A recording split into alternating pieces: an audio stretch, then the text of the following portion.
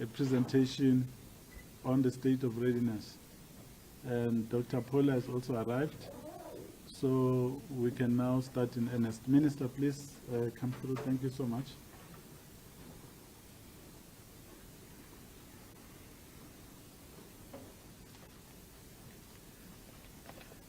No, thank you very much,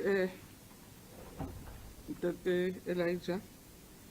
Let me acknowledge DG, and good afternoon, ladies and gentlemen. And I think you'll agree, I can see one of our journalists is reminding us that it would be appropriate to congratulate the Springboks for the stunning win last night, because indeed as a country they've made us proud, and we're very excited to receive again the trophy from Paris, and want to say well done, and we really can't wait for the victory parade when they come back home. So as we stand, ladies and gentlemen, we are exactly on the brink of the 2023 National Senior Certificate exams for the class of 2023. And I must start off by acknowledging the dedication and the commitment of South Africans to our sector in ensuring smooth exams. The number paints a very promising picture of our education landscape as we prepare for the exam starting tomorrow, though other papers like your ICTs have already been written. We must also indicate that Umalusi has approved all the question papers to be administered for this October-November exams, and have given us a nod to continue or to proceed with the exams. We have again enhanced our security measures to prevent possible paper leaks in all our 9 provinces. We've been working with State Security Agency, which has audited all these processes, and the provincial education departments have to follow the operating standard procedures on storage points and follow all the security protocols. Moreover, the specific collection times for question papers by chief invigilators have been established to deter early access of the papers, and each PED has its own regulatory committee to anticipate and mitigate any crisis that may arise. And to mitigate against the challenges of load shedding, all PEDs and schools have devised contingency plans, including backup generators. The computer application technology and information technology papers were generally conducted this week without power issues with isolated incidents. So the affected candidates were isolated and managed, and will offer a backup paper if needed due to power interruptions. In South African Sign Home Language, candidates' laptops will be fully charged before each examinations commence, and the backup power supply measures have been also put in place. This year, ladies and gentlemen, we take pride in announcing that we have over 717,377 full-time candidates who are registered across the 6,998 centers nationwide. And these figures, I think we'll all agree that they're not mere statistics. They embody the aspirations, dreams, and relentless efforts of our grade 12 learners. They stand as a testament to the resilience of our students and the continuous dedication of the Department of Basic Education in providing them with a platform to succeed. So when we compare this year's figures to those of 2022, we observe a gradual decrease in the number of candidates. About 34,626 candidates are less as compared to last year, and this could be attributed to the fact that more candidates complete their qualifications on time. There's been also an increase in the number of part-time learners, which is also happening, from 168,000 631 in 2021 to 181,143 this year. There's a total of 207 question papers. We have engaged, trained, and employed 72,500 invigilators and 52,500 markers who will be marking the exams. Furthermore, our roster, as I say, boasts of 72,500 invigilators as compared to 72,000 invigilators last time. As Elijah has indicated, Dr. Polio will come and give you a full report around the examinations, and he'll come after. But we thought that it's imperative to also provide an update on other key developments in the basic education sector now that we have the opportunity to really address the nation. We all will recall that on Thursday, the 26th of October, the National Assembly passed the Basic Education Law Amendments Bill, the Bella Bill, and these amendments address some of the key challenges that have for years hindered the progress of our work and the ecosystem. Amongst others, the Bella Bill is going to start making grade R compulsory because it was not compulsory in the previous law. It will also serve to capture the essence of court judgments, because there are a number of judgments that had required us to align our laws to the developments and changes that were happening in the country. But it will also provide financial and public accountability frameworks for governing bodies and provincial departments. System and administrative improvements in terms of admission policy, in particular pertaining to undocumented learners. Because again, you'll recall that there's been lots of difficulties about whether we admit undocumented learners or we don't. And the court had compelled us to say it's the children's right to be admitted. So we had to find ways of saying, how do we manage the process whilst we have to admit them without any documentation?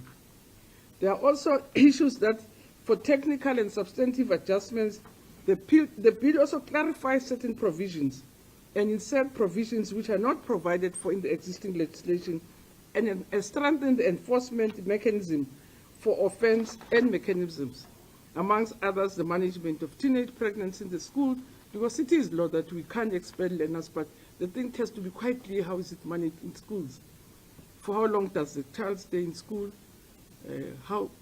Because we're not delivering babies, but we have young girls who fall pregnant that we want to support and assist to stay as long as they can without harming themselves and harming the girl child. But it also responds to current needs in terms of the changing demographic of our communities, finding by courts and our own observation as we monitor schools. The bill has 56 clauses, ranging from the introduction of grade R, as I've indicated, to learner attendance, to code of conduct for learners, homeschooling, rationalization of schools, abolishment of corporal punishment, and initiations. Because indeed, you'll also recall that most schools would systematically have initiations, and we had to formally outlaw any initiation in schools. It also refers to language policy, admission policy, and criminalization of disruptions of schools. All the above clauses in the bill are about providing access to education and providing a child-friendly environment as per the dictates of our international treaties. The country cannot fold arms and watch parents using children as traffic lights, as beggars, instead of sending them to school. That's why we've made compulsory education, basic education compulsory. The country cannot also afford to have children working in farms or on streets, nor allow adults to use children for their service delivery protests at the expense of the children's education. So that it will be illegal indeed to get kids to be marching during school hours and when they are service delivery protests. So I want to reiterate that there is no taking away of powers of SGBs. The fact that language and admission policies were solely used to determine and educate by SGBs with veto powers without checks and balances led to abuse of such powers when such schools excluded learners in those schools using discriminatory practices such as admitting learners according to race, ability of parents to pay school fees, academic performance, and sporting abilities. In reality, the Bella Bill aspires to harmonize the powers of the SPGs with the directives of the relevant provincial heads of department, whilst the SDB is initially tasked with setting a school's language policy. The bill emphasizes that this authority is not unequivocal. It ascertains that such policies are adaptable, are inclusive, and congruent with the constitutional rights to basic education for every learner. Again, Program Director, I wish to also report on the progress that we're doing around early childhood development. I thought it would be really vital to update the nation on the progress regarding the work we do in ECD. Since receiving the function, DBE has placed a strong focus on increasing the quality of early learning programs, and early learning practitioners have been trained in the implementation of the National Curriculum Framework for children from birth to 4. The National Curriculum Framework for children from birth to 4, early learning practitioners have been trained also in Play South Africa Online.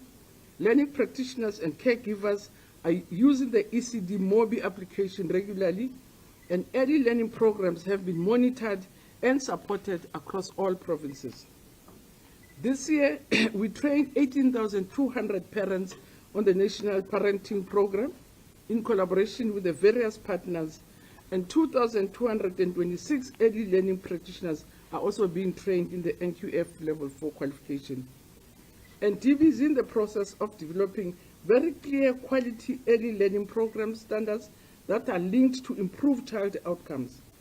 These standards will provide early learning programs, parents and society as a whole with clear expectations of what quality early learning programs delivery entails.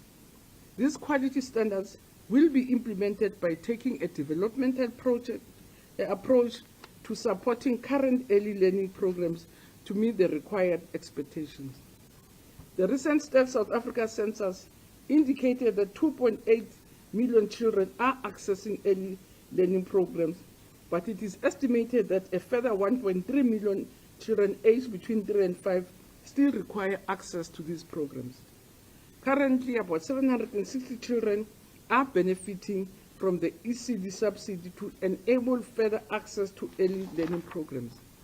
So to address all these gaps and to improve the quality of early learning programs, DB has developed a vision and strategy for achieving universal access to early learning programs by 2030. The strategy proposes a new ECD compact with all role players, including national, provincial, and local government, business, donors, civil society, and parents, and everybody again in the country. Over the coming months, we will engage with all role players to explore the part that they can play in realizing the vision, this vision. And if children of South Africa thrive, we all believe that everybody will be thriving. Again, on school infrastructure, I wish to report that as a department, we are working together with our provincial departments to intensify the all-important work of delivering school infrastructure. The department is confident that the annual performance plan targets will be met and that the budget allocated will be fully utilized. And the department has developed detailed tracking tools, and monitoring is taking place daily to ensure that the implementing agents deliver as expected. At the moment, 2,871 schools have been provided with new sanitation facilities through the SAFE program. The 511 schools that are remaining are at various stages of implementation, and DB plans to provide all these schools with sanitation facility by end of March 2024. And we are doing all that we can to ensure that we provide conducive environment for teaching and learning. The last one, without taking long, I can see a program director who restless. It's about the Oppenheimer Education Report. I really want to reiterate our response to the education report released by the Oppenheimer Memorial Trust. because the report focuses on the future of South Africa's education system. It presents several interesting proposals, drawing from research and interviews. However, its diagnosis is in certain aspects inaccurate or one-sided, which weakens the report and the validity of its proposals. So many of the proposals made in the report are drawn straight from the NDP, meaning they are proposals currently being pursued by government to varying degrees of success by government. By not looking beyond NDP, especially the MTSF, which enact and sometimes adapt to the recommendations of the NDP, the Oppenheimer Education Report misses an opportunity to engage more deeply with what government is doing. The weakness of this report, particularly with respect to diagnosis of the problem in the basic education sector, is very deliberate in excluding some of the issues of language and how it impacts on opportunities for learning. A proper desktop review of the complex education system would have ideally extended not just to government documents, but also a critical view of teacher union policies, reviews of the South Africa's education system by global bodies such as the OECD, and how the media covers education.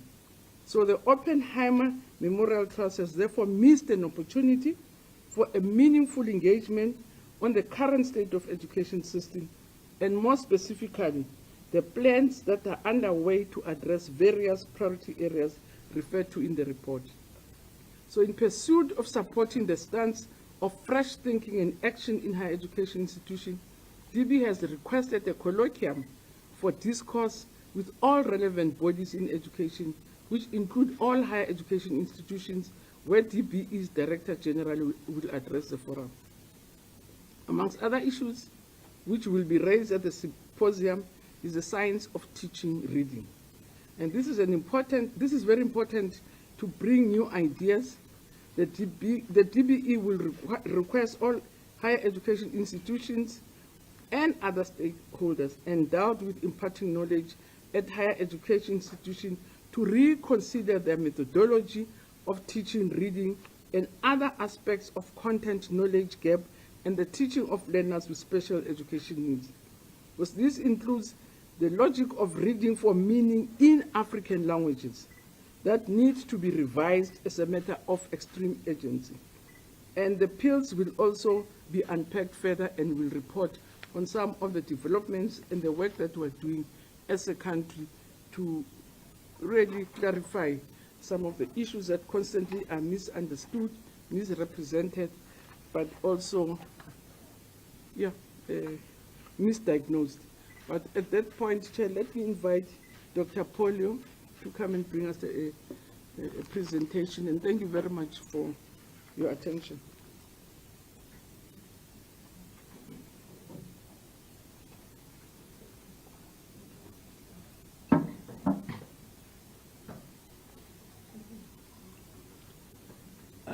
Good afternoon to our Honorable Minister, our Director General, officials of the department present, members of the media, and let me also greet the South African nation. As our Minister has indicated, this is indeed a significant Sunday, and I don't think, Minister, we as a department could have asked for anything more better and more powerful as a motivator and a precursor to the commencement of our examination on the 30th of October, which is tomorrow. I believe, Minister, that the grit and determination that we saw in France last night is the kind of grit and determination we will see in our learners over the next 6 weeks.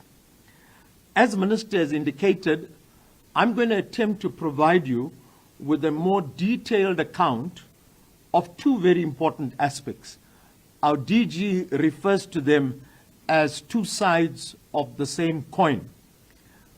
We, in preparation for the 31st or the 30th of October looked at learner readiness, which is very important. We sometimes refer to it as academic readiness. And we've also focused on the exam system readiness. And this is the outline of my presentation as I deal with both these parts.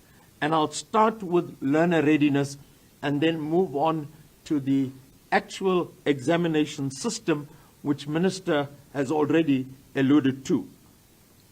Now, when we talk about learner readiness, I think we'll be failing in our duty if we do not very briefly track the road traveled by the class of 2023. Our DG is of the view that this is possibly the most disadvantaged group of the last 3 years, given the impact of COVID. These learners in 2020, during the height of COVID, were in their grade 9 year. Now, we are all aware that the grade 9 year is the year in which learners determine the selection of subjects in grade 10, which then they take through into grade 11 and grade 12. So grade 9 is an important year from that perspective. But these learners lost 60% of their teaching time, and because of the reduced teaching time, we as a department had to very quickly look at an option, and what we then did was trimmed the curriculum, but it was not a trimming that was not considered very closely, that was consulted on, and what we did is we retained core concepts, core topics, which were necessary for the subsequent grades. But nonetheless, the fact that they were not exposed to the full curriculum would certainly have impacted on them. In 2021, because of social distancing, they were subjected to rotational attendance, which therefore means they did not have the full exposure to classroom engagement. And obviously, they were exposed to what is referred to as the recovery ATP, which looked at core content. In 2022, we had normal attendance, 2023, normal attendance, but this was now the 2 critical years of their lives in grade 11 and grade 12. But what I can say is that as a department, the recovery plan, in order to make good the losses suffered by these learners, kicked in immediately. And I will try and give you a summary of what was done in these years. In this particular slide, I further articulate what are some of the challenges, and I think I've covered most of them. But one important point is that these learners, some of them, had to drop off 1 or 2 subjects simply because of the limited time. And as a result, this may have had an impact on their subsequent years of teaching and learning. We amended the assessment requirements. Now, the reason we amended the assessment requirements is because we had to move the focus to school-based assessment and give the teacher and the professionalism of the teacher a higher focus and a higher premium. But however, the downside of this is that these learners may not have had the exposure to examinations. We had to remove examinations and replace it with what we refer to as controlled tests. So this gives you some kind of indication of the limitations suffered by this group. And this is a good pictorial representation of the challenges suffered by the class of 2023. So what then was the support program? Now, it's interesting that the support program had a 2-pronged approach. We had nationally driven initiatives and we had provincial specific programs. And these provincial specific programs looked at specific cohorts at district, at school level, what their particular limitations and gaps were, and the provincial specific programs attended to that. So I'm going to start with the provincial specific program, and let me tell you, if I had to go through all the provincial specific programs, we'll be here for another 2 to 3 hours. So what I'm going to try to do is just give you a snapshot and give you examples of what are some of the kind and nature of programs that our provinces had embarked on.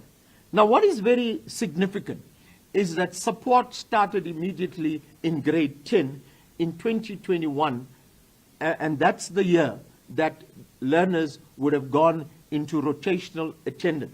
Now, this is an indication of the various kind of program, in addition to what was being offered in the classroom, and to make good for the rotational attendance that they were subjected to. Broadcast lessons, radio lessons, self-study resources, support packages, even videos on specific content topics which we realized that our learners would be struggling with.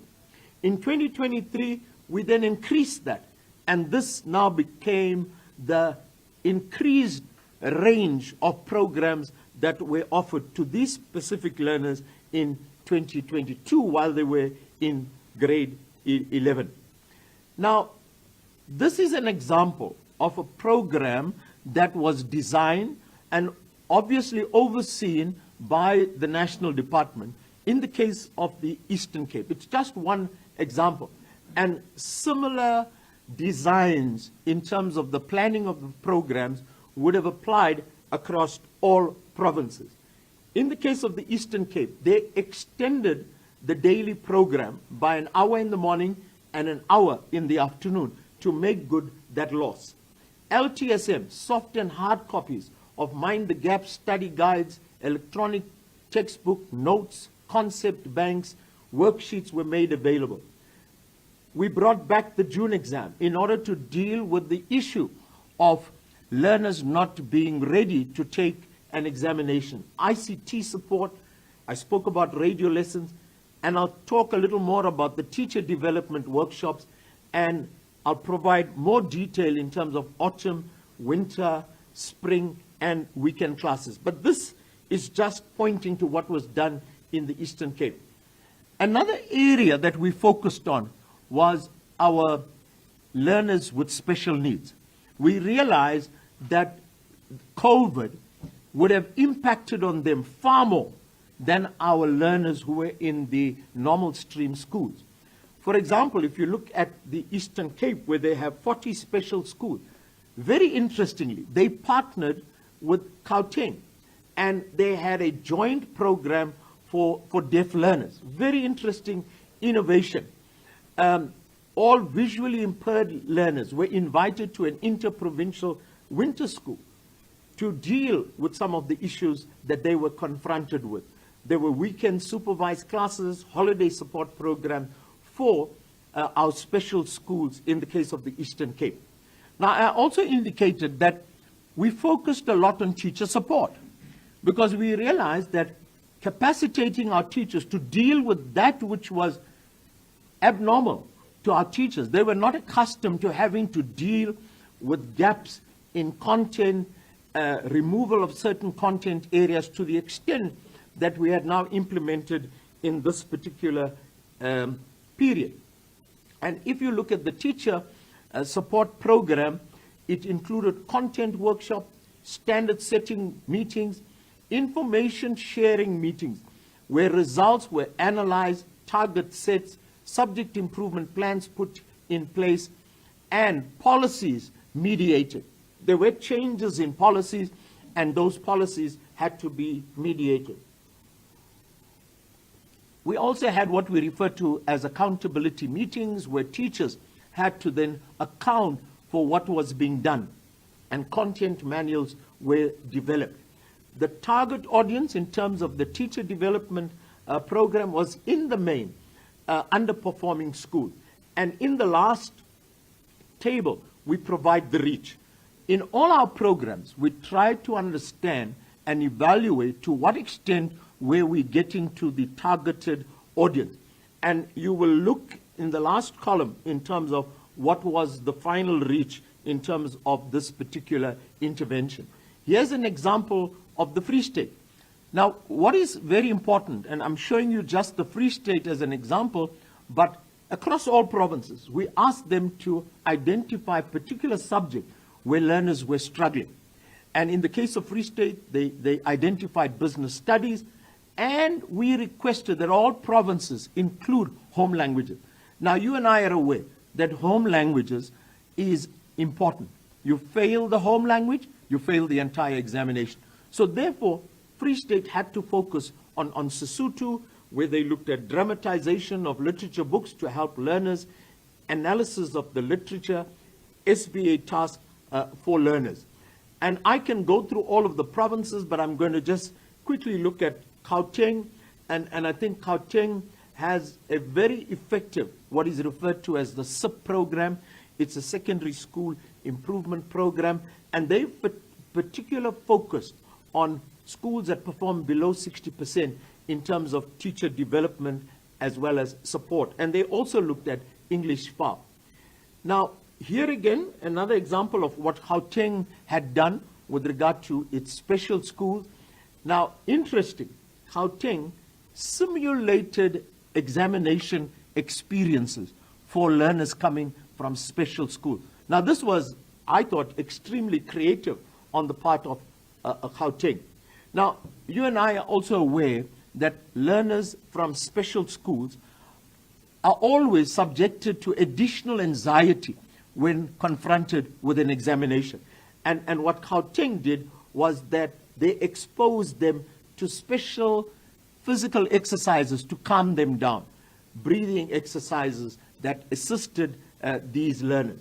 They even had coaches to learners, helping them to understand issues of time management, class assistants to be on standby to support these learners with any particular need that may have arisen.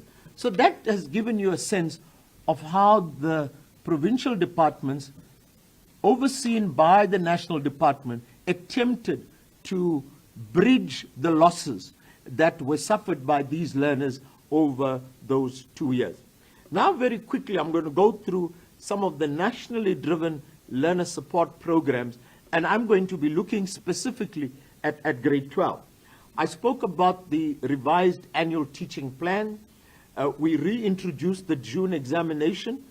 We, on an annual basis, produce what is referred to as a diagnostic report, and the diagnostic report takes the performance of learners from the previous years, look at some of the areas where learners are struggling, and then provides remedial measures, remedial programs that could be implemented by teachers. So the diagnostic report was mediated, made available to all our schools, so they know exactly what are the areas in every subject that they need to focus on.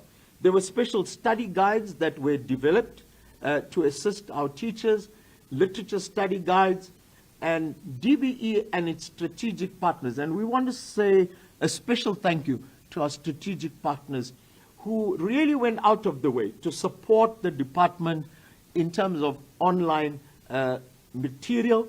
And we had an intensive remote and digital project, which we refer to as the RDL program. And these were some of our partners, and there were two key drivers in terms of our RDL program, and that was the Chwelo Pele program, which targets grade R to grade 11, and the Woza Matric, which focuses specifically on grade 12. Now, here we look at what exactly was the purpose of these two programs, and their purpose was to supplement, to support, but also very important, we did not lose sight of the psychosocial support that was required by our learners. And as a result, both these programs supported our learners in that particular area and also provided them with support. And I'll show you how these two programs were made available on different social media platforms so that we could reach as many learners as possible. We had the Iona FM, where episodes were uploaded per month and made accessible on internet. We have Spotify, which was also a podcast platform where we also had material made available to learners through these two platforms. knowing full well that our learners are very much in tune with Facebook and Twitter and Instagram and WhatsApp, we also made sure that we make all the materials from these two programs available on the social media platform. And again, we want to extend our appreciation to all our RDL partners that are listed here that made these online programs available. Very quickly, I'll give you a sense of the reach of some of these programs. And if you look at this particular case, in the month of January, we targeted 1.5 million viewers. Numbers would have dropped in certain months depending on what was happening in the school program. And if you look at it in June, because of our winter program, that also caused a drop in terms of the number of viewers that participated, particularly in the Woza Matric program. We made this available on YouTube, and in the case of the YouTube, this also gives you an indication of subscribers versus viewers. And again, we find that there was a substantial reach, and there was also substantial indication that the watch time was reasonable in terms of what was expected. And here we're looking at Woza Matric in terms of the reach again, in terms of your YouTube. Then we go on to this very interesting mobile app linked to WhatsApp. Now, what this made this particular program very valuable is that it was a digital platform based on instant messaging. But what was interesting here is that the learner could send a message, and on the other end, there was a teacher, an online teacher, who could then respond. So there was this two-way interaction, which made this program much more beneficial. Our Matric Live mobile app was even more exciting, because what it did is that it allowed our Matric learners to register in specific subjects. And what this program did was that it put together examinations from past year papers. It put together examinations which our learners could take, and this gives you an example of the numbers that were taken up by our learners. And also, because they responded and there was some method of assessing it, we could even gauge what was the average performance of learners across these tests. And here you are given the topics together with the subjects, where this mobile app, which allowed learners in their own space, in their own relaxed environment, to take these assessments that were put together by this particular app. We did not lose sight of the fact that a number of our learners lived in environments where they would not have had access to online platforms, and therefore we still made available printed material.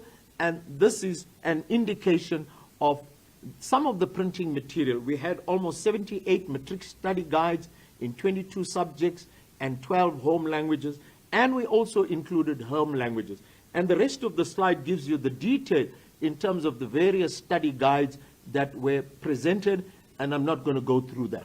We as a department also made all this material, which was in hard copy, made available in ICT format.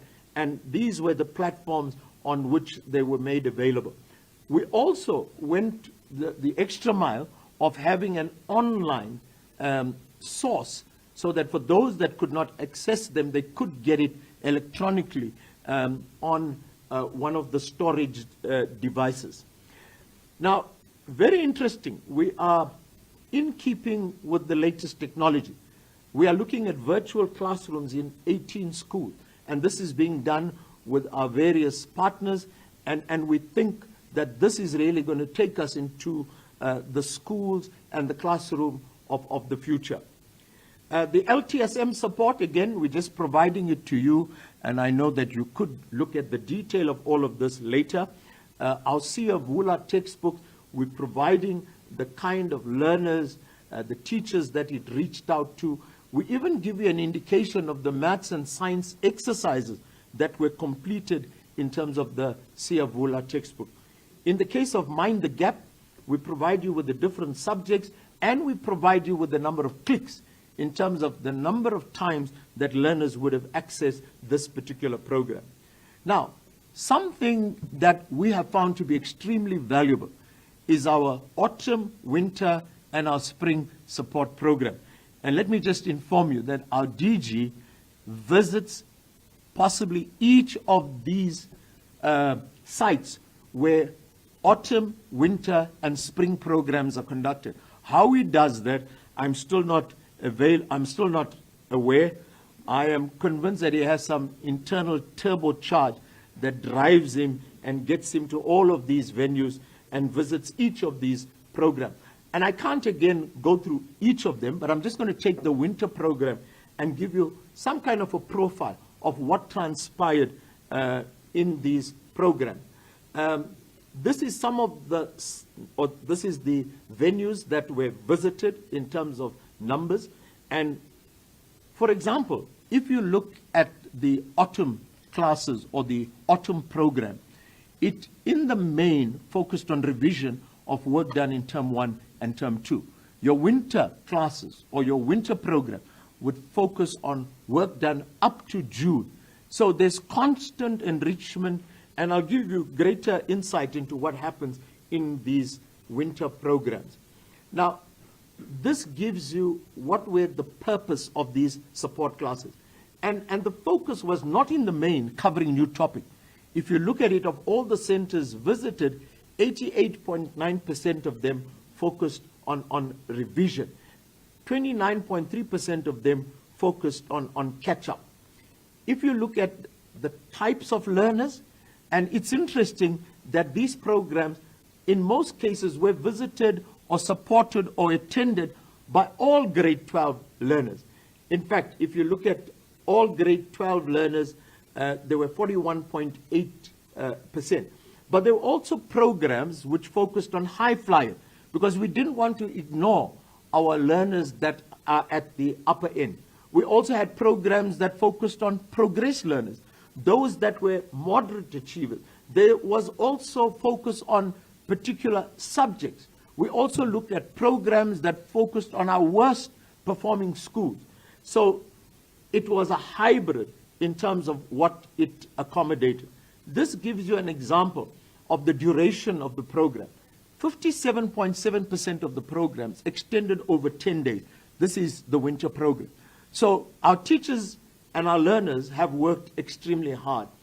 34.1% of them extended over 6 hours a day during that 10-day period. Now, attendance was also good. If you look at the table on the left, 80 to 100% attendance was observed in 77.4% of all the classes and the programs that were visited. So there was very good attendance. And on the right, you are given an indication of the numbers that participated in these programs. And if you look at the numbers, they varied from 50 to 100, right up to 400 at some of these programs. And this is just giving you an indication of the range of subjects. So there was a wide range of subjects, focusing on home languages, even looking at non-languages, and these are all the non-languages, and we're also giving you an indication of the numbers in terms of these non-languages. And I'm going to conclude by very quickly giving you some sense of how did our learners respond to these particular programs. And these are some of the generic statements that came from learners that were interviewed. 98.6% of the learners interviewed reported that a structured timetable was followed, just not a haphazard program. And 94.7% of the learners surveyed received additional subject material. 99.1% of the learners interviewed felt that the winter classes were beneficial. And that's the reason this kept them there and they attended as required. 63.3% of the learners responded that new topics for term 3 were even taught where it was possible. Now, that's the first part, and I'm hoping that we have convinced you that despite the learning losses, we have done the best that we could. And I think we don't labor under the fallacy that we will be able to cover up the learning losses. I mean, learning losses will be covered over an extended period of time. But I think what was possible was done. Now, let me move on to part B, and I'm hoping, Mr. Mslanga, that I still have time. Let's look at to what extent is the exam system ready to cater for this all-important examination. And you and I are aware that learners, when they enter grade R or grade 1, their focus is already on grade 12. And somehow, not just in South Africa, but across the world, this exit examination is possibly regarded as the most important. And it's interesting these days that if you go to apply for a job, you may have a PhD, but they still want to see your matric certificate. So it is a high stakes and an extremely important certificate and examination in the country. We are less than 18 hours away from this first examination that will be written tomorrow at 9 o'clock across 6,889 centers.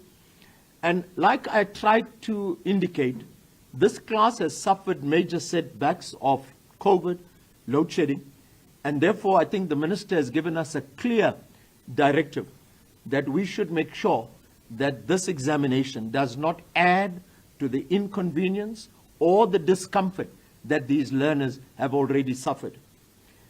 I can also indicate that national examinations in South Africa has progressed over the last 23 years.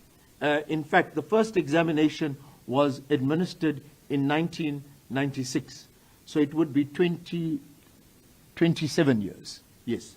That's when the first exam was administered in 1996. And I can also confidently say that the South African examination system is internationally comparable to international standards with regard to its administration. This gives you an example of the examination cycle, which starts with the setting of question papers. Very important is making sure candidates are registered, question papers are printed, then comes the all-important writing, the marking, the capture of the marks, and then finally the release and certification. Now, very quickly, Minister has provided us with broad statistics, but I will give you a little more detail. And this is a very good infogram, which indicates the number of full-time candidates, part-time candidates. And in total, if one looks at both our full-time and part-time candidates, we are looking at a load of almost 900,000 candidates that will be writing this examination. We have 162 question papers that have been set. We're looking at, is it 10.2 million question papers that will be printed and administered, 9.7 million scripts that will be finally marked. The examination is written across 6,889 exam centers. We utilize 72,000 invigilators. These are the teachers, educators, private persons that would help us with the actual conduct of the examination. 53,922 markers have already been appointed, and from the first week in December, they will assemble at 190 different marking centers to mark the 9.7 million scripts. Now, these are our numbers over the years. And I think the important point that we want to add is that from 2020 to 2023, there are more than 100,000 more candidates that have been added to the system. So that confirms that our throughput is improving. And this is certainly an important point, from 607,000 to 717,000. This is a graphical representation of the numbers over the years. Also very important is our part-time candidature. Now, part-time candidates would be learners who have written the exam in previous years but may not have satisfied all the requirements. We give them an opportunity to come back. And learners from as far back as 2008 will come back to write this examination. And what is interesting is that the number of part-time candidates has increased by 13,000 from 168 to 181,000. This is the breakdown in terms of the numbers per province. And it's interesting that 4 of our largest provinces, Limpopo, Eastern Cape, KZN, and Gauteng, constitute more than 70% of the number of learners that write the examination. This is our part-time enrollment, and one sees the increases and the drops. And something that we are not alarmed by is the significant increase in Gauteng. 15,000 more part-time candidates, because learners all gravitate to the economic hub of the country. But it's also interesting that Mpumalanga has also showed a significant increase in the number of part-time candidates. Progressed candidates, these are candidates that would not have satisfied the requirements in grade 11. But because our policy says no learner must spend more than 4 years in a phase, these learners are progressed. And we monitor these progressed learners because they must be provided with the appropriate support in their grade 12 academic year. These are the subject enrollments. Now, because the overall number of part-time candidates the number of full-time candidates has dropped by 35,000, your subject enrollments will also show a commensurate drop in terms of numbers. Now, we monitor very closely our technical subjects because that's where we want to see the increases. And we're seeing some increases, but it's not as significant as we would want it to be. And obviously, in those specializations where there are drops, those are areas that we will certainly give more attention to in the next year. Now, this is a very important slide, and we put this here so that we once again confirm that we are monitoring throughput. Here, what we are doing, we show you what were the numbers of this class of 2023 when they were in grade 10, when they were in grade 11, and now in grade 12. Now, what is interesting is that in grade 10, we had 974,000. 833,000 of that 974,000 got to grade 10. 85.5% of our learners made it from grade 10 into grade 11. And then 74.3% of those learners then made it into grade 12. Now, here again, there's clear evidence that our throughput is improving. It's possibly not where it needs to be, but given the fact that we are monitoring it closely, and given the fact that we're giving attention to schools improving their throughput, we are seeing this kind of shift in the right direction. And this is just the graphical representation of the throughput. Now, having given you the scope and size of the exam, now let's move very quickly to what Minister has started with in terms of readiness. And when we talk about readiness, it starts from registration. And we've come to learn over the years, if you want to make sure that every candidate gets his or her results at the end, you must make sure that candidates are accurately registered for the right subject, at the right center, and at the right level. And as a result, we are spending a lot of time in terms of verifying our registration data, and we are making a commitment to ensuring that every learner that writes the exam, when Minister makes the announcement on the 18th and when the MEC is released on the 19th of January, every learner must receive his or her result if he or she has written. Our question papers, all 162 question papers have been set by a panel of experts. They've been moderated by our own experts coming from the DBE. They've been externally moderated by the Quality Assurance Council. They are now with our provincial departments, and they are being printed and packed. In fact, our question papers for tomorrow are ready to be written In fact, question papers for the entire week, we are ready, and it's all systems go. We also offer 18 non-official languages. These are your foreign languages, and the IEB sets these question papers on our behalf. So we are accommodating our non-official languages as well.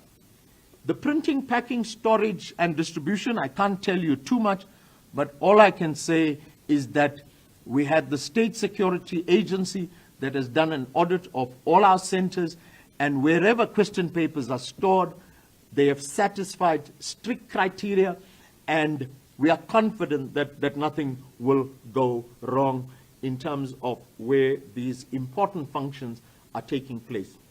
South African Sign Language is possibly one of our pet child, and we are now implementing South African Sign Languages for the 6th time. And what is interesting is the technology that is used in terms of South African Sign Language. The question paper gets signed, and that signing of the question paper gets recorded.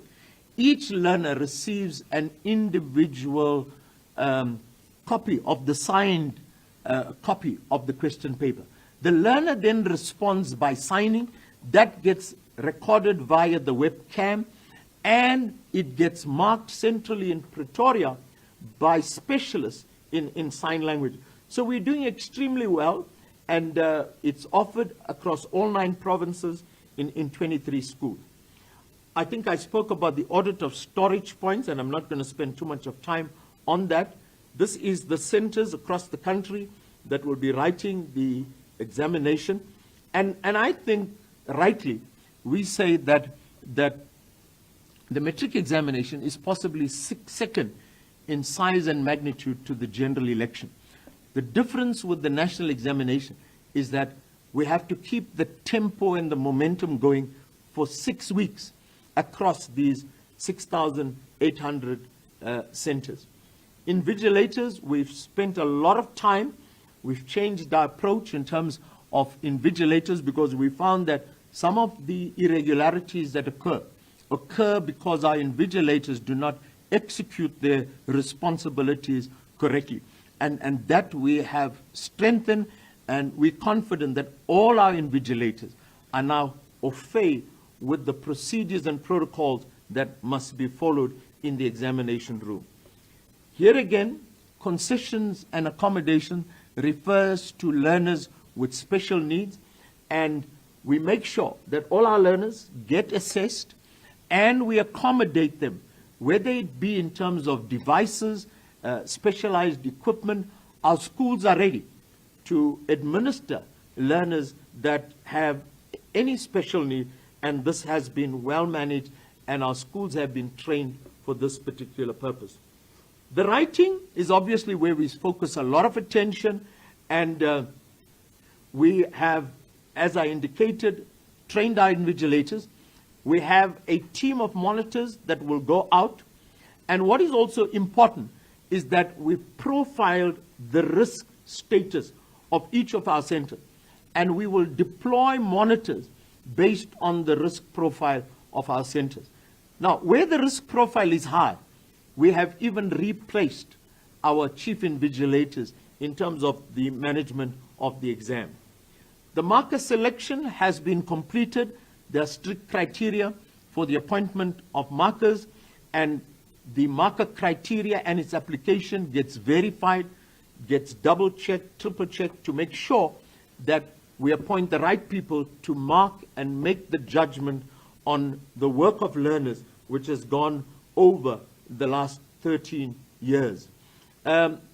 This is the number of markers, and it provides you the breakdown per province. This is the number of marking centers, and our DG has made a commitment here that he's going to visit each of the marking centers. Am I correct, DG?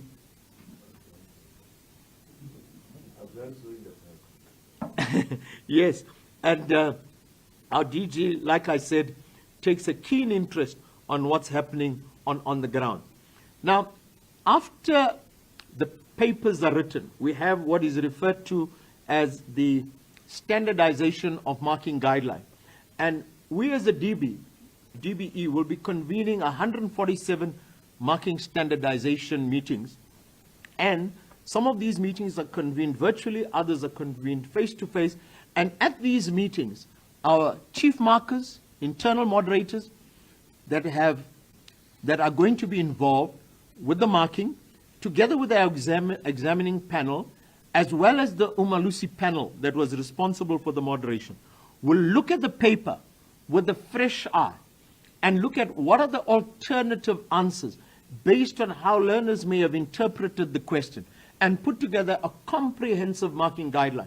And that comprehensive marking guideline becomes the standard that would be utilized at each of the marking centers. What is also very important and interesting is that during this process, markers, that is chief markers, internal moderators, are authorized. And if a chief marker and internal moderator is not authorized, they will not be able to undertake this process of managing the marking at the 190 marking centers. This gives you an indication of the quality assurance of marking. Again, there are clear protocols, control measures to make sure that marking meets the high standard that is required of this particular process. Then comes the mark capture, where every mark gets captured twice to make sure that there's no error in the capture process. I spoke about the monitoring, and we are strengthening the monitoring. We've given each province a 70% threshold that during every session, at least 70% of our centers must be monitored, so that nothing untoward, nothing irregular is going to miss the watchful eye of our officials that are out there.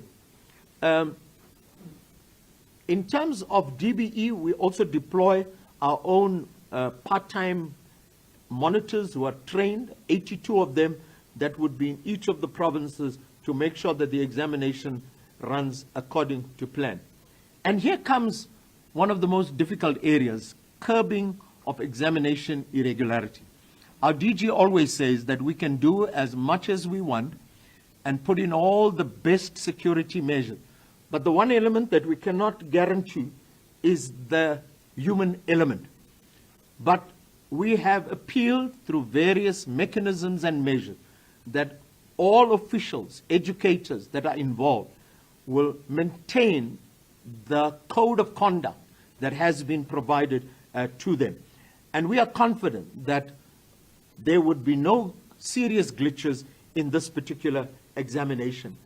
And we are appealing to our parents, to members of the public, please instill in our learners, please instill in our children the need to be honest when you are in the examination room, and also to bring to our attention any information that you may have that you think would assist us in dealing with the scourge of examination irregularities, which is not just a South African phenomenon, but is something that occurs in all examinations throughout the world. We have an examination hotline that would be managed on a 24/7 basis, so please call the hotline if you are aware of any information. Exam management is based on risk management. We've identified the risks, and Minister has alluded to load shedding, water shedding, as well as issues of protest. And we're appealing to our communities, do not use the examinations as a mechanism to further your own ends. There are clear protocols and mechanisms to deal with dissatisfactions in communities. When you disrupt an examination, you're disrupting the life and the plans and the aspiration of our learners. So let's not shoot ourselves in the foot, and let's not disturb these learners who've prepared long and hard to write these examinations. But these are the risks, and I'm not going to go through them in great detail. I am reaching the last few slides. These are the important dates, and I mentioned already the release date, the date on which Umalusi will standardize these results. And finally, I think we appreciate the support of our parents, school principals, educators, officials, teacher unions, school governing bodies, and professional bodies and all other institutions. We appreciate their support, not only for our learners, but also in terms of your support in making sure that we have a successful 2023 examination. We continue to depend on your support during this crucial period of the writing of the examination. We want to, once again, as our minister has already done, wish all our learners well over this examination period. And we're advising our learners, do not be tempted to engage in any irregular activity. You will certainly be caught out, and the sanctions and the punishment is too ghastly to contemplate on your young lives. I want to conclude with the words of our president in the statement that he released this morning. Stronger together is a belief that came to life for the Springbok supporters throughout the country and throughout the world. And let us hold on to this particular notion that we are stronger together. And I believe what we saw last night and what we are going to see in our grade 12 learners is about nation building. We are together building a nation so that we could become a formidable force to contend with. Thank you very much. Thank you, Dr. Paulia. Thank you to the Minister for the presentations. We have come to question time now. I would like some hands. If there are questions, I know it was information overload. You could still be processing some of it. But I will leave that to you if there are questions. I know that you've requested to interview the Minister after this, some of you. That's why you want to keep your questions to yourself. Oh, okay. One hand. Okay. Oh, two now. Moloto, let's start with you. All right, thank you very much. Moloto Moloto from ENCA. Minister, I'm sure you have seen in the Sunday Times, we are talking about the over 900 people in Mpumalanga, speaking about 20 schools that the report indicates that they were involved in the beating of the Christian paper last year, and they are still not allowed to write the examination this year. Perhaps if you can outline or anyone else, the consequences for such irregularities, particularly for the learners, because perhaps they may not understand, unlike others who already know what they tend to gain on. But also, if you can just indicate at this point in time where the process is at now, whether there hasn't been an attempt to kind of like circumvent the system, particularly to leak the question papers. Haven't you had any instance, for instance, where you caught somebody or you really been running this tightly? Okay, that's fine. Thank you. So, good afternoon. So former Africa, I just wanted to find out the issue of learner readiness. You speak explicitly about learners being ready to write, but are provinces ready to administer the examination? I think it also goes to the concern of what Muluka has spoken about now, the issues of the papers being used or there being some kind of irregularity within provinces. So our provinces and all 9 provinces, are they ready to administer these specific examinations? Thank you. All right. I was just checking. Yeah, there are no more questions on the WhatsApp.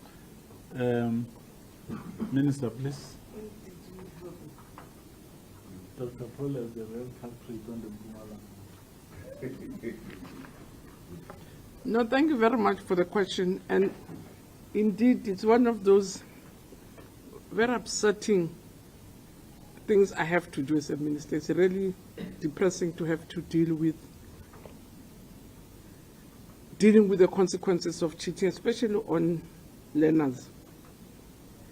And the problem is that you have to protect the integrity of exams at all costs, because as Dr. Polio said, it's a very important paper. It's a very important paper, and you don't take light anything that threatens the integrity of exams.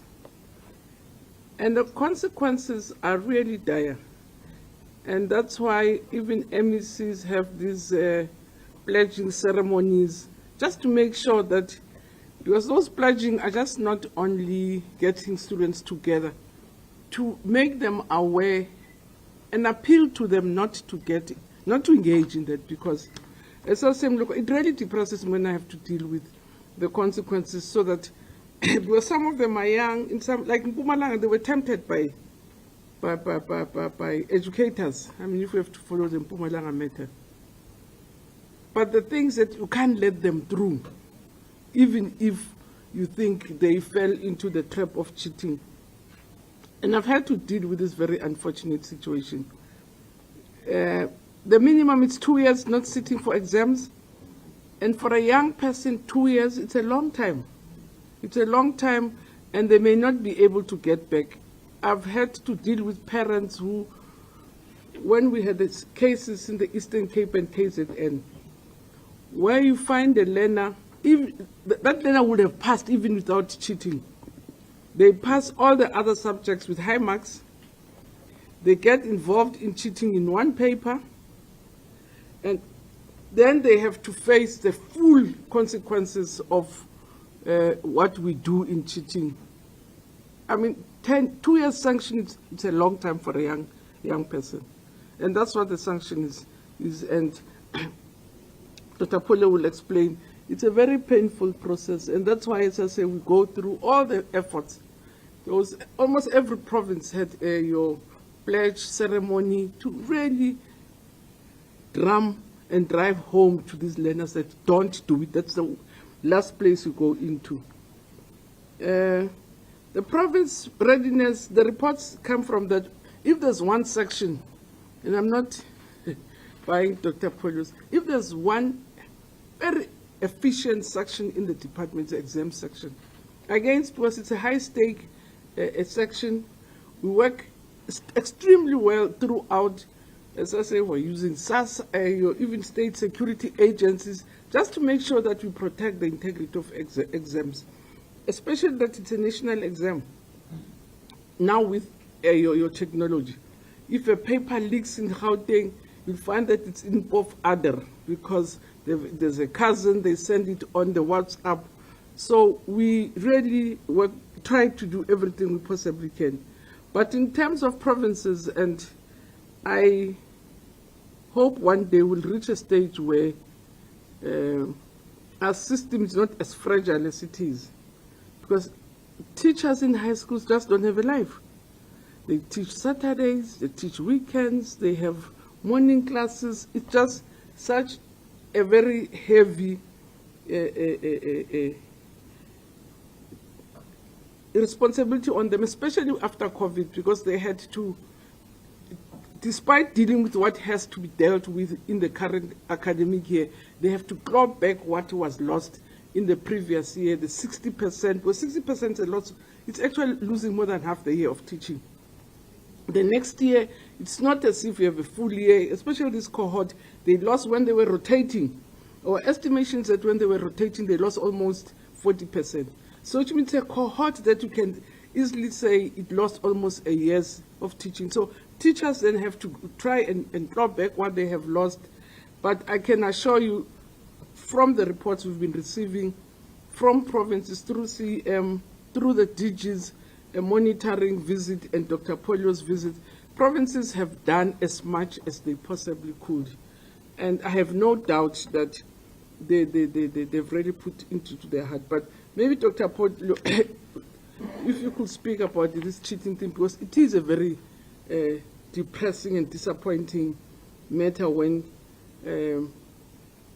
our young people find themselves getting to cheating, because if you are a non-performing student, you will never pass with cheating, because it will take your time. There's no way you can pass with cheating. You all know you can't pass, because you are going to lose time trying to cribble the other things. It's time up. If you are high-performing students, as I said, some of the students that were caught cheating, it's kids who could have passed on their own without even getting into a cheating exercise. And just maybe it's the moral decadence or the fear or the anxiety. Children always get tempted, and sometimes, as I say, they are lured into this unfortunate practice. But we can't get any softer, because we have to protect the integrity of exams at all costs. And yeah, but we also want them to grow up as very honest adults who've got integrity.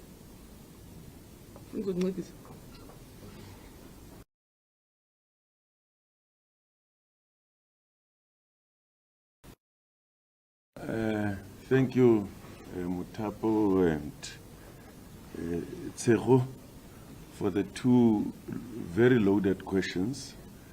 But I must thank the Minister. I don't know how many of you know that the Minister arrived 4 o'clock this morning into the country and landed into this press briefing.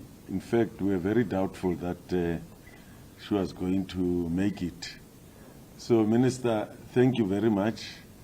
And I think in a few hours she'll be leaving again because of the responsibilities in her portfolio and even in the continent and in the region. So thank you, Minister, for coming. Just 1 or 2 points, maybe. I think the Minister is right. Part of the reason why learners sometimes would become vulnerable to irregularities is lack of preparedness. And you'd appreciate that this time around, the key task that we had to carry out was that if we suspect that this class is the hardest hit, and the evidence seemed to have confirmed that in many ways. Dr. Polia went through it, whether it's rotational timetable or whether it's a change in our assessment, those things would have contributed to the profile of this class. We said we have to go extraordinary. We have to do things that we have not done before.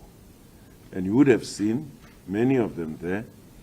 Even the scope of monitoring that we covered. Usually, for instance, give you an example of my own program. When I go out to provinces and monitor, I would sample a district to do that. This time around, I went for 2 districts. I would sample 1 district and target about 10 schools or so. This time, I went for 2 and targeted 15 schools. To increase the scope. And the same applies to the team that even went monitoring. What was also not mentioned in the presentation, Minister, is that there are also learner support programs that happen during the weekends. Over and above autumn, winter, and spring. And there's something called last push, others call it last mile. Where you make sure that 2 or 3 days before they write, you also get them together, get them prepared. And some people think that there's everything wrong with doing that. There's nothing wrong. All learners all over the world are prepared for public exams. In fact, the middle class go even beyond what ordinarily it's done. They'll get special tutors who will sit with their children day or days before they sit for the exams to prepare them. And that's what the government is doing in South Africa. And what we have done, Minister, with this class, we also said, what are the basic things that they need to do? And we identified 5 of them, which helped the previous classes. And I've been leading, communicating that message. We said the first one is to come to school every day, to receive extra tuition, but also to prepare and study for your exams. Because learners who are serious about their exams, they go to school every day, even during days that they are not writing, to go and prepare for the exams. And learners who do well, they go to school every day. And we said to them, there's no replacement for that. And it helps to build confidence to the extent that you become less vulnerable to these people who are out there, you know, to get learners involved in irregularities. The second point, we said, it's a must to follow a personal study timetable. From Monday to Sunday, covering at least 2 subjects per day for a minimum of 6 hours, and home language must be part of that. And then the third point, we said, pay attention to what the teachers are saying and doing. Because these teachers who are teaching them are teachers who are experienced not only in teaching, but also in dealing with scripts for grade 12 learners. And therefore, whatever they say, it's crucial to getting them to prepare for the exams. A teacher is an indispensable resource. Where there's no device that can dispose of a teacher. In fact, if you bring a device, you replicate a good teacher. That's what devices are doing. You replicate a good teacher. And therefore, a teacher and a very good teacher, it's indispensable. And we said, pay attention. And you can only do that when you are in class. There is nothing that can replace the experience of being in class at the most crucial time. And we said the fourth point is to use the materials at their disposal. And when I talked to them, all of them had their notes from their lessons, which is material number 1. Number 2, they had their test papers, which are based also on previous question papers and on getting them to understand what they are going to be tested on. Thirdly, they also have previous question papers. Fourthly, they've got study guides that were shared by Dr. Polia. And we then said to them, all that you need is to use those materials that are at your disposal. And how do you do that? You read and practice. You read your materials and you practice by answering test papers, previous question papers on your own, because the exam is going to subject them to answering questions on their own. And you can only know how much you understand and how far you can go with the question paper if you answer questions on your own. And we even asked amongst them, those who got high marks such as 90% and upwards, we said, how did you get that? They said, read and practice. That's the only way. You go through your materials, and after that, you practice answering questions. And the last point, which is number 5, we said, be your brother's keeper. Be your sister's keeper. Instill discipline amongst each other. Peer discipline is one of the most effective disciplines that you can get in the world. And so that's what we've really tried to assist them to do. Preparedness of provinces, you know, we start beginning of the year. We call first phase of the engagement with provinces to get them ready, beginning of the year. The first quarter we do that. And then towards the last quarter of the school calendar year, starting from September, October, we met with individual provinces, over and above what the minister referred to. Dr. Polia's section would have gone out to each province more than once. And then I convene meetings with individual provinces. In addition to the other work that they report to us about, they would tell us about their state of readiness and would play the devil's advocate, ask questions that you are asking, and maybe ask some questions that ordinarily you wouldn't ask in public that relate to security matters of the question papers and so on. And we've had those sessions with them, with each one of them. They have presented to us, indeed we are confident, Minister, that we've done what is humanly possible And if you allow me, because at least it is the day that I should have gone to my place of worship, the rest will leave it to the Almighty. And in addition to the pledges, I've never seen, provinces convening schools to even bring communities, faith leaders, to come and pray, just to demonstrate that what is beyond human capacity, divine powers must intervene. Because we want an events-free exams. And as Dr. Polia said, repeating what the President said, I am confident that the Minister, the whole nation is behind this class. We've met with all stakeholders in basic education, call them pre-exam meetings. Whether you call them 5 teacher unions, Association of School Governing Bodies, professional bodies, we've met with all of them to rally them behind the class of 2023. And the last point, Minister, before we started with this briefing, I was saying to colleagues as we were waiting, when I wrote my own Matric exams, I never felt as confident as these young people. When I met with them, they said, we can't wait to write. I never felt that way. They said, we can't wait to write. I said, are you ready? He said, we want you to bring it on immediately. We've been working hard for this, and we waited for 12 to 13 years. Thank you, Dr. Paul.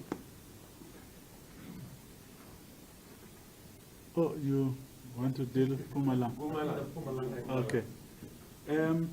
Before you speak, can I just check if there are any other questions? There's just one more question for the Minister, so I'd like that when she comes, she deals with it. Okay. And that PYEI question, Minister, after Dr. Paul. Thank you. Just to add to what Minister and DG has already mentioned, I think the issue of are our provinces ready? I think DG has covered the detail. But also to stress the point that preparation for an examination starts 18 months before the date of the examination. And this regular monitoring happens on an ongoing basis. And I must say that from our MECs to our heads of department, examination administration is prioritized. Now, DG did not indicate that on Friday at 2 o'clock, our DG met with all our heads of department. And at that meeting, which only concluded around 5 o'clock, we went through the final checklist and going through province by province to look at what is it that still needs to be done. And yesterday, there were 2 meetings with key stakeholders. On Thursday, DG, a meeting was held, convened by a Director General, with district heads of exams, provincial heads of exams, and district directors. And that meeting only concluded at 9 o'clock at night, looking at whether provinces are ready to administer this exam. So I think we've done what's humanly possible. The rest is certainly in the hands of the Almighty. Now, maybe let's talk about the 935 learners at Mpumalanga. I think, Minister, we must maybe just make the point clear that the 935 learners in Mpumalanga were not involved in a leakage of an examination paper. I think the last leakage we had was in 2020 in Gauteng, and the perpetrator in that case was arrested, and unfortunately, legal processes and the court processes take a long time, and this matter is still in court. I think both Mr. Mslanga and I, as key witnesses, appeared in the Johannesburg Regional Court, I think more than 5 times this year, to deal with that matter. So perpetrators are being dealt with. We're hoping that at the next media briefing, we could indicate exactly what has happened to this one individual who leaked that paper. So the point is, what transpired in Mpumalanga last year was something different. And this is where our learners are getting smarter. Now, what happened in Mpumalanga is that once the question paper is opened in the examination room around 20 to 9, the exam commences at 9 o'clock, the security bundles get opened around 20 to 9, and then learners are given a 10-minute reading period. Once the security envelopes are open, a teacher smuggled a paper out of the exam room and then made it available to subject teachers to work out the answers. And then the answers were then transmitted to learners who smuggled their cell phones into the exam room. And learners are getting extremely smart. They know exactly where they're going to sit in an exam room, and they then get into the exam room before the exams start, and then they would use press stick and stick the cell phone to their desk, just underneath the desk at which they will be sitting. Now, we've come to realize these kinds of practices that they resort to. So this was a serious offense, and therefore 935 of them were given an opportunity to present themselves to a disciplinary hearing. They were found guilty, and they have been sanctioned for 3 examinations, which means they cannot write the November 2023 exam, they can't write the June 2024 exam, they can't write the November 2024 exam. The next exam that they will be able to write will be the 25 May-June exam. So they were given a 3 examination barring. Now, Minister has indicated that, the barring period may be extensive. Previously, Minister, it was 3 years barring. Now what we've done, we've reduced it to 3 exam barring, which in essence is a year and a half. But I think we need to also instill in our learners the issue of honesty, integrity, and morality. And therefore, we are again sending out a clarion call to all our learners. Do not attempt, irrespective of how desperate you are, you rather come back and write an examination rather than resorting to this kind of practice, which is going to mar your reputation for life. So that was the situation in Mpumalanga, but let me indicate that we've gone out of our way, and even the province, together with the district and the circuit involved, have done whatever's possible to make sure that that does not recur this year. And we are confident that across the province, we have done what is necessary to prevent that kind of practice. Thank you. Thank you, DG. Thank you.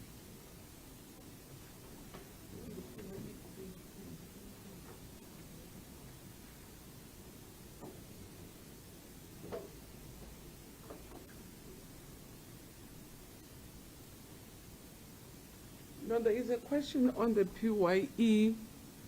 The last report I got, I don't know the latest, DG.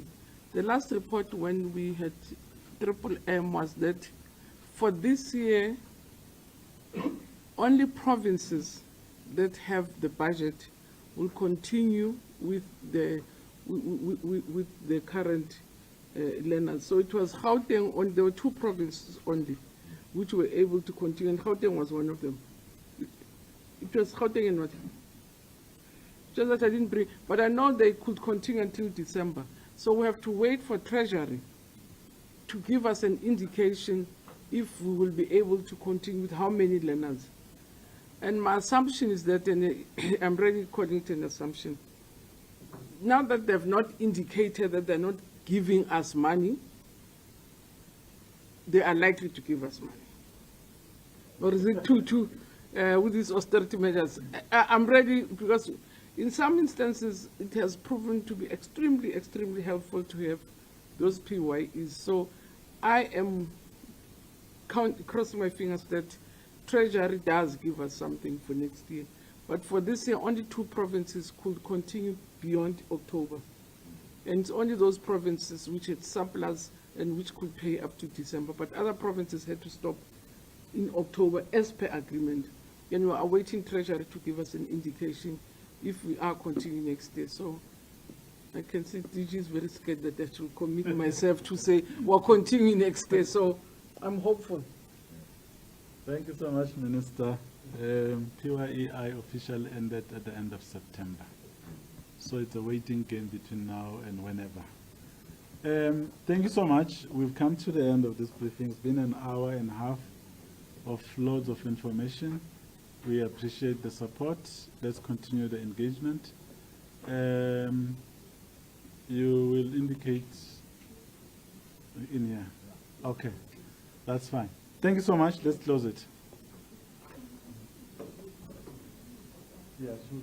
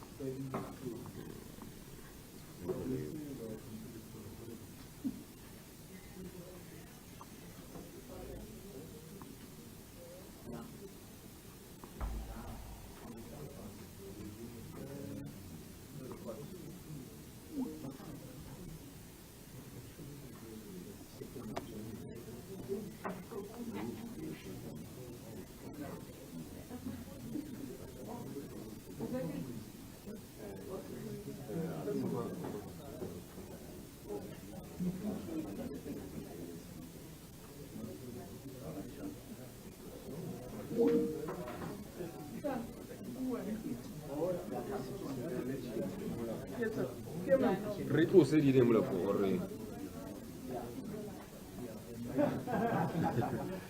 ke tlose di le gore Yes, please. Yes, please. Huh?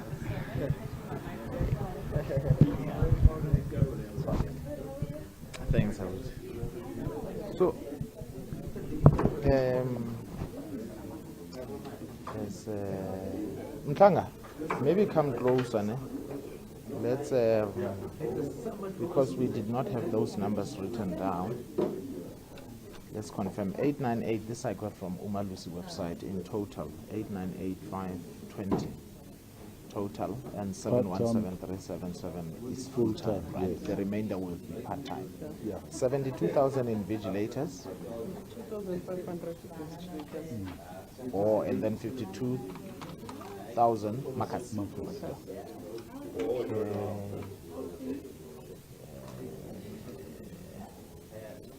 Okay, let me limit myself to the Skagi expose or the biological arithmetic because hey, it can expose you sometimes. Okay,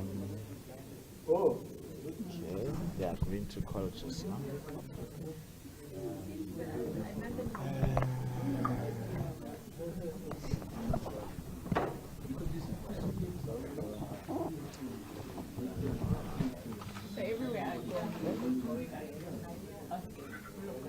Hello. All right, how are you? Okay, all right. How much time do I have?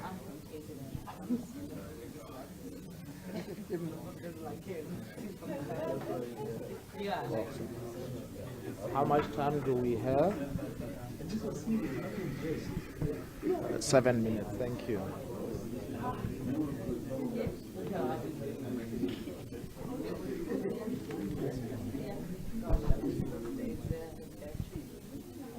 Okay, so, Minister, my question's really.